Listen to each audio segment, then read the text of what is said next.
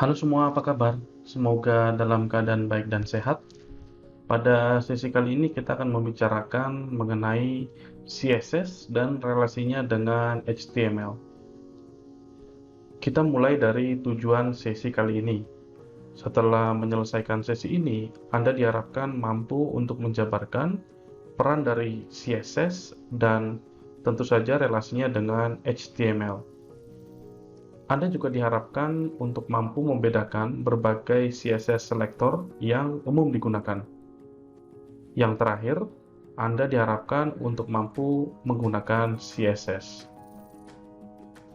Ada 3 subtopik yang akan dibicarakan pada sesi ini. Yang pertama adalah CSS dan CSS selector. Berikutnya ada styling method. Kita akan membicarakan 3 styling methods.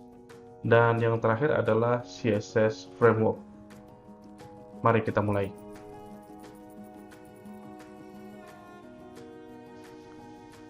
CSS adalah singkatan dari Cascading Style Sheet. Pada dasarnya, CSS merupakan suatu cara untuk mempermak tampilan halaman web. Jika Anda masih ingat, HTML memiliki peran utama untuk menstrukturkan informasi sedemikian rupa.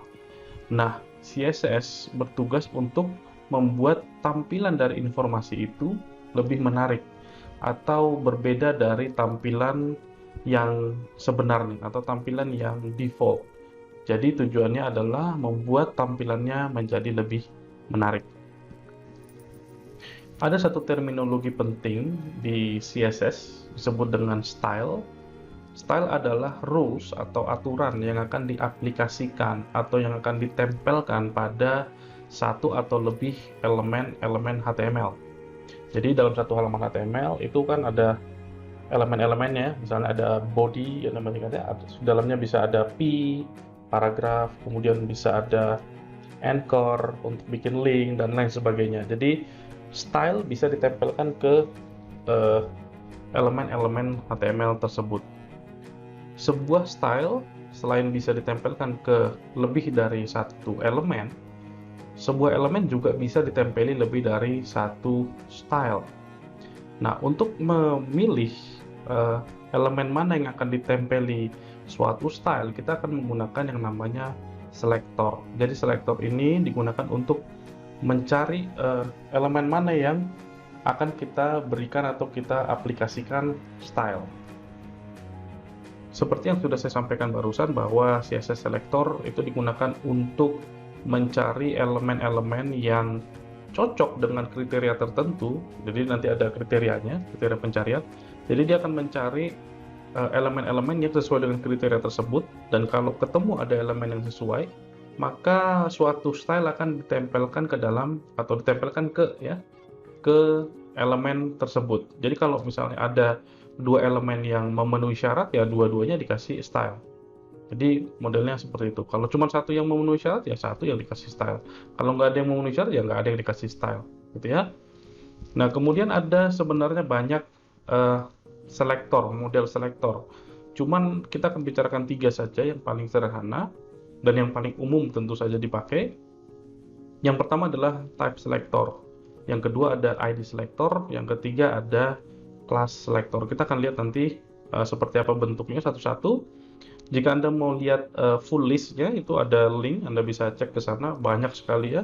Jadi kita tidak akan bahas semua, kita hanya akan bahas yang paling umum dipakai. Terlebih dahulu di sini kita lihat bagaimana cara menulis style atau rules tadi ya. Jadi aturan yang akan diaplikasikan pada elemen-elemen HTML. Jadi di sini ada yang namanya selector ya. Selector itu adalah pattern, jadi nanti semacam bentuk yang akan dia search ya, akan dia gunakan untuk membandingkan gitu ya. Bisa menggunakan type-nya, type dari tag-nya ya, type dari elemennya, kemudian bisa menggunakan class, bisa menggunakan ID, dan banyak lagi yang lain. Kemudian menggunakan kurung perawal ya, setelah Anda buat selektornya, Anda buat kurung perawal, kemudian ada property atau CSS property yang akan Anda modifikasi, kemudian value yang akan Anda berikan pada CSS property tersebut. Ini misalnya property 1 kasih value apa. Properti 2 kita kasih value apa gitu ya. Jadi value-nya adalah CSS value, sementara properti adalah CSS property. Jadi dalam sebuah elemen itu memiliki properti-properti yang bisa di style. Nanti kita lihat contohnya seperti apa. Kita akan membicarakan selektor yang pertama, yaitu CSS element type selector. Nah, untuk element type selector ini pencariannya berdasarkan pada nama dari tag. Misalnya di sini ada contoh ya. Di sini elemen tagnya adalah heading 2 atau P, itu atau P ya. Jadi kalau ketemu elemen dengan tag heading 2 atau ketemu elemen dengan tag P, maka pada heading 2 dan pada P, elemen yang menggunakan tag P akan diaplikasikan style berikut. Stylenya ada dua. Yang pertama adalah font style, yaitu kita mengubah bentuknya ya. Apakah dia jadi italic, apakah jadi bold, apakah jadi underline dan lain sebagainya. Kemudian warnanya kita ubah ya, color blue. Jadi ada dua style yang akan diaplikasikan di sini, yaitu font stylenya kita ganti ya. Jadi propertinya adalah font style, kemudian properti yang kedua adalah color. Kemudian value-nya adalah italic untuk properti font style, lalu value-nya adalah blue untuk color. Nah, untuk color Anda bisa menggunakan hexa ya, atau menggunakan RGB bisa juga. Ini cuma contoh, dia bisa juga menggunakan blue, misalnya yellow atau yellow green kalau nggak salah ya, itu juga bisa macam-macam ya. Anda bisa cari di internet, banyak sekali referensinya. Tapi ini contoh element type selector. Jadi dia menggunakan nama dari tag untuk mencari elemen-elemen yang sesuai dengan kriterianya. Berikut ini adalah sebuah contoh sederhana penggunaan CSS ya. Ini simple sekali. Jadi sini ada sebuah puisi yang ditulis oleh Joyce Gilmer, kemudian judulnya adalah Trace. Nah, sebelah kanan atas itu adalah tampilan sebelum menggunakan CSS atau tanpa CSS. Yang sebelah kanan bawah itu tampilan dengan menggunakan CSS. Nah, kita akan lihat code-nya sekarang. Nah, di code ini ada 3 buah atau 3 kelompok selektor ya. Selektor yang pertama itu adalah menggunakan universal ya. Universal itu pakai tanda asterisk bintang. Nah, ini digunakan untuk akan diaplikasikan ke semua elemen ya.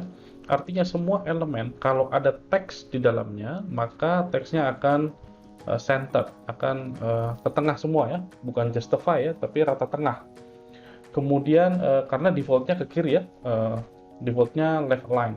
Ini dibuat center line. Kemudian kelompok selektor yang kedua adalah HR ya, itu untuk horizontal line, jadi garis yang hitam itu. Nah, garisnya panjangnya ya, width-nya itu dibuat 50% ya, normalnya 100%, makanya Anda bisa lihat ya dari ujung ke ujung gitu ya. Nah, ini cuma separuh, 50%, terus center ya. Kenapa center? Karena dia mengikuti yang selektor yang ada di atasnya. Nah, yang berikutnya ada selektor heading 2 dan P atau paragraf ya, bukan dan P ya, atau P. Jadi ketika ketemu heading 2 atau ketemu P, maka style ini akan diaplikasikan. Yang tadi kita lihat ya, font stylenya kita ganti ya, jadi italic, kemudian warnanya kita ubah jadi blue. Nah, dampaknya adalah seperti yang sebelah kanan bawah, yaitu pertama, semua teks itu jadi rata tengah ya, center. Kemudian untuk HR, untuk garis horizontal line, itu yang tadinya full ya, full panjang gitu dari ujung ke ujung 100%, jadi cuma 50%, cuma separuh. Kemudian untuk heading 2 H2 ya, heading 2 itu juga diubah ya, jadi font style-nya jadi italic, jadi dia hurufnya jadi miring. Demikian juga untuk paragraf ya, paragraf yang ini itu jadi teksnya jadi huruf miring, jadi italic ya. Nah, itu contohnya. Kita akan melihat selektor yang kedua, jenis selektor yang berikutnya, yaitu CSS class selector. Jadi berbeda dengan yang tadi menggunakan nama tag-nya. Nah, ini akan menggunakan value dari atribut class. Apa itu? Oke, kita lihat contohnya ya, langsung aja ya. Di sini ada eh, sebuah elemen ya dengan menggunakan tag Q. Q itu digunakan untuk quotes. Jadi kalau Anda mau bikin quotes, Anda pakai Q. Kemudian elemen Q ini memiliki atribut class. Ini atribut ya, nama atributnya adalah class. Kemudian kita berikan value wrap. Jadi kemudian di dalamnya ada teks ya, ada isi quotes-nya. Nah, kemudian kita akan buat selektor nih. Saya mau men-select atau memberikan sebuah style kepada teks ini, ya, kepada elemen ini. Caranya gimana? Kita menggunakan .red, ya, .red. Kalau kita mau hanya ke kelas red saja, ya, pakai .red. Kemudian kita isi style yang mau kita aplikasikan seperti apa. Ya, ini contoh. Jadi mudah-mudahan ini lebih jelas ketika menggunakan contoh. Nah, kita akan lihat lagi ke sebelah ya, contoh. Nah, ini adalah contoh dari yang tadi sebenarnya, cuman ini versi panjangnya ya. Jadi di sini kita punya berapa selektor? Ada 1, 2, 3, dan 4. Ada 4 buah selektor. Masing-masing selektor berbeda-beda ya. Selektor 1, 2, dan 3 itu menggunakan kelas selektor, sementara yang keempat itu menggunakan type selector ya, type selector.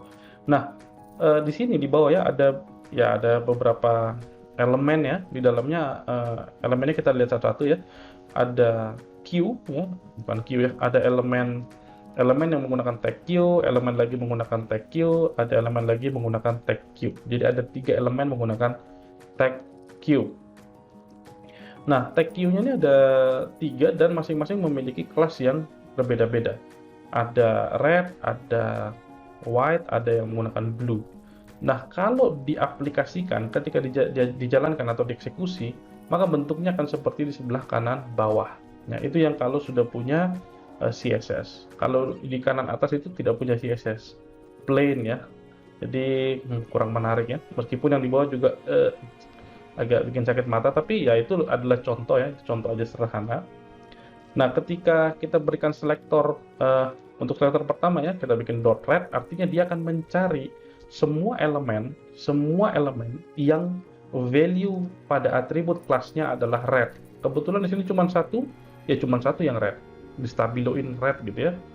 Bagaimana kalau ada 2 Q yang menggunakan kelasnya red? Ya, 2 yang akan di stabilo red.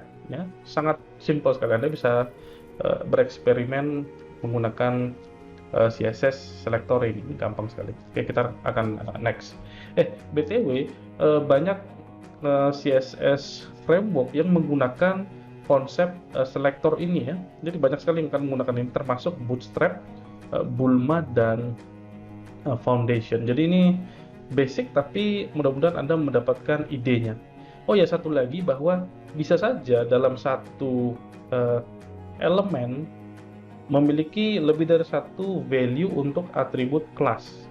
Jadi kalau Anda punya 2 value, misalnya Anda mau red dan something, Anda pakai spasi ya untuk membedakan value yang satu dengan value yang lain.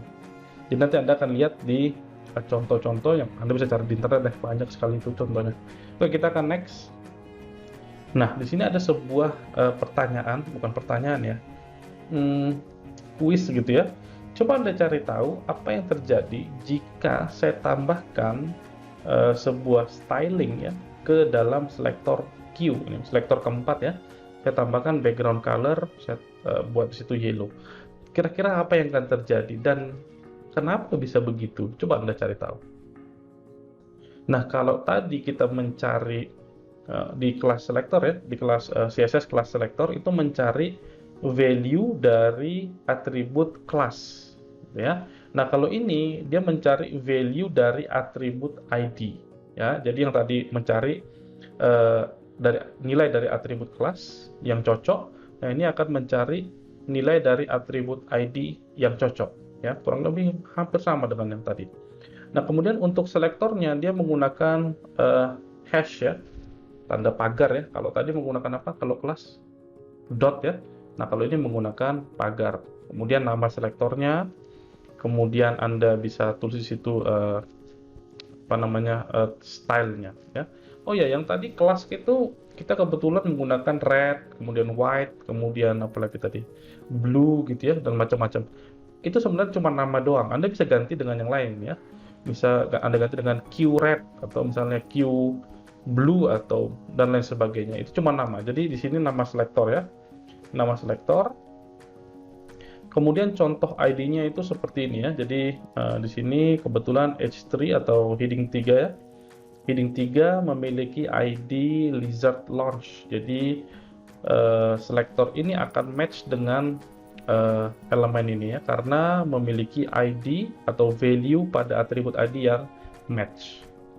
Selanjutnya kita akan membicarakan mengenai styling method. Ada 3 styling method yang akan kita lihat di sini.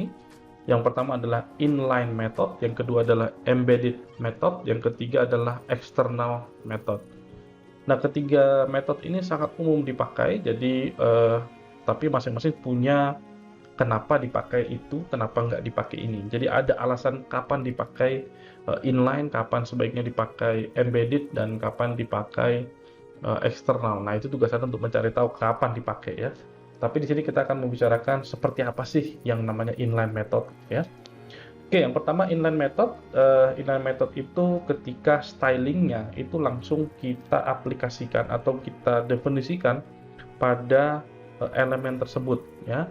Jadi di elemen tersebut kita buat kita berikan value pada atribut style. Jadi setiap elemen kita bisa tambahkan atribut style ya. Misalnya ada suatu tag gitu, misalnya P misalnya.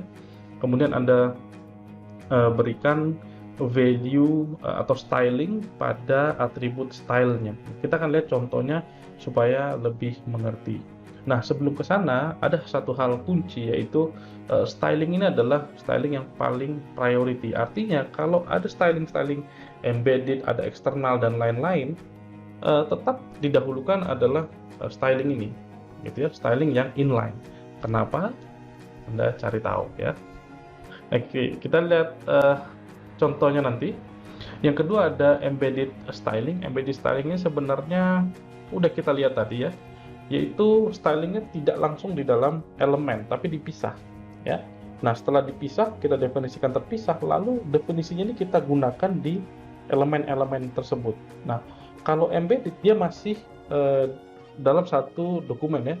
Di situ definisinya, di situ juga dia dipakai ya, itu embedded. Kalau inline tadi langsung di elemennya, kalau embedded dia terpisah tapi masih dalam satu halaman HTML yang sama ya, itu kalau embedded. Nah, kita akan lihat satu lagi yang eksternal. Oke, nah untuk eksternal ya seperti namanya eksternal, definisi dari styling itu ada di berkas lain di luar berkas HTML-nya ya, dipisah gitu. Jadi ada ya katakanlah dulu 2 berkas ya, ini HTML, kemudian ada berkas CSS ya, .css. Kemudian dari sini dia akan dari HTML dia akan membuat sebuah linking ya. Dia akan buat sebuah link untuk mengambil stylingnya dan diaplikasikan pada halaman HTML ini. Itu yang dimaksud dengan external styling. Oke. Jadi untuk melakukan linking kita akan menggunakan tag link. Kemudian kita buat style sheet gitu ya. Kita kasih tahu bahwa ini nanti kita akan ngambil style sheet. Kemudian kita kasih path-nya, URL-nya seperti apa, pakai href. Kemudian type-nya jangan lupa dibuat tag CSS. Jadi ini standar sekali, Anda bisa coba nanti ya. Kemudian URL yang ditaruh di situ bisa relatif dan bisa juga absolut. Coba cari tahu apa sih bedanya relatif dan absolut. Nah, ini adalah contoh dari 3 buah metode untuk melakukan styling. Ada inline styling, ada embedded, dan ada eksternal di sini. Semua jadi satu ya. Kita akan lihat satu-satu. Pertama untuk yang inline itu contohnya itu di line 17 dan di line 24 ya. Dua-duanya sama-sama Q. Nah, dua-duanya itu menggunakan inline. Jadi langsung di dalam elemennya tersebut kita berikan styling ya. Kita permak dia langsung di elemennya ya. Kemudian untuk yang embedded, contohnya adalah di line 21 ya. Di line 21 itu adalah embedded. Loh, kok Bapak tahu itu embedded? Itu ada di sana kelasnya white. Kemudian kita lihat ya di atas ya, di line ke-9 itu adalah bagian definisi stylingnya, definisi selektornya ya. Selektor dan stylingnya, sorry. Nah, di sana ada dilakukan perubahan ya, yaitu backgroundnya menjadi putih ya, jadi white ya. Jadi ini contoh yang embedded. Nah, untuk contoh yang eksternal adalah, nah di sini ada sebuah tag ya, link, rel, style sheet, kemudian href. Nah, itu adalah path. Nah, pathnya di sini adalah path yang ini URL ya, URL yang relatif ya. Ini bukan URL yang absolut. Apa sih itu absolut sama relatif ya? Anda cari tahu ya. Apa sih bedanya gitu. Kemudian apa sih yang ada di style.css? Itu isinya adalah queue ya, untuk selektor untuk queue, untuk elemen yang menggunakan tag queue. Jadi ini adalah type selector ya. Ini type selector yang tadi di embedded styling itu menggunakan apa itu? ID atau kelas ya. Kok bisa tahu Bapak itu kelas? Karena dia menggunakan dot ya, dot white. Kemudian kita lihat lagi di dalam elemen-elemennya, Q itu menggunakan kelas ya, bukan menggunakan ID. Jadi kebetulan di sini tidak menggunakan ID. Oke, nah ini adalah contoh tampilannya. Tampilannya masih seperti itu juga, nggak terlalu memukau ya. Tapi intinya adalah bagaimana Anda memahami konsep ketiga styling method itu ya. Apa bedanya, kapan dipakai, kenapa dipakai. Nah, itu yang penting. Coba Anda cari tahu. Nanti ada beberapa pertanyaan di belakang. Oke, kita lanjut. Topik terakhir yang akan kita bicarakan adalah CSS framework. Jadi, di zaman sekarang ini sudah very common kita menggunakan CSS framework. CSS framework ini sebenarnya isinya adalah ya style ya, rules, aturan-aturan yang bisa kita tinggal pakai. Nah, jadi ada beberapa alasan kenapa kita atau very common kita menggunakan CSS framework daripada membuat style atau rules sendiri. Yang pertama adalah bisa langsung dipakai ya. Jadi developer kalau ada project, dia bisa langsung create produk tanpa perlu ya bersusah-susah mungkin membuat desain CSS-nya. Kemudian membuat desain CSS itu kan takes time, kemudian cost, uang, testing, wah macam-macam ya. Jadi daripada dia capek, pakai aja CSS framework. Yang kedua adalah standards ya. Nah, contohnya misalnya ketika kita punya project, terus kita butuh hire orang. Nah, karena kita menggunakan CSS kita sendiri, mungkin yang kita baru hire ini butuh waktu untuk mempelajari atau memahami CSS framework atau CSS yang kita pakai. Nah, karena tidak common ya, perlu waktu yang sangat lama. Tapi kalau kita menggunakan CSS framework yang umum dipakai oleh orang, yang umum digunakan di mana-mana, maka mungkin programmer baru itu akan lebih cepat beradaptasi dan bisa lebih produktif, ya menghasilkan produk, bisa mencapai target-target yang diharapkan. Jadi dia nggak capek hanya untuk belajar hal baru gara-gara ego kita mau pakai CSS kita sendiri. Ada beberapa kekurangan juga kalau menggunakan CSS framework ya. Yang pertama adalah dependency. Jadi kita tergantung sama CSS framework. Kalau organisasi atau community yang mengembangkan CSS framework itu tutup, collapse dan lain sebagainya, ya kita juga akan kena imbasnya ya. Kita mungkin harus migrate ke CSS framework yang lain. Nah, itu salah satu kekurangannya. Yang kedua, untuk project yang kecil, yang sederhana, mungkin CSS framework itu terlalu kompleks. Ya, mungkin kita butuh ya CSS sendiri. Tapi mostly sih nggak masalah juga ya, kalau nggak terlalu kecil projectnya, masih oso-oso lah, masih bisa. Nah, kemudian ini ada beberapa CSS framework yang very common. Yang menurut saya paling populer adalah Bootstrap, lalu ada Bulma, lalu ada Zurb Foundation. Ini Anda bisa coba-coba seperti apa makainya ya.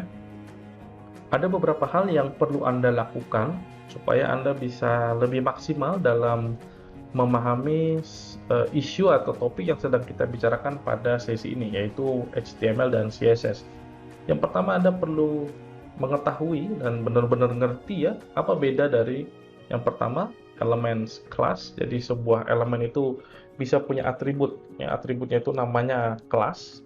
Bedanya itu dengan atribut ID. Ya, apa bedanya? Kapan dipakai gitu ya? Oh, ini cocoknya pakai class. Oh, ini cocoknya pakai ID.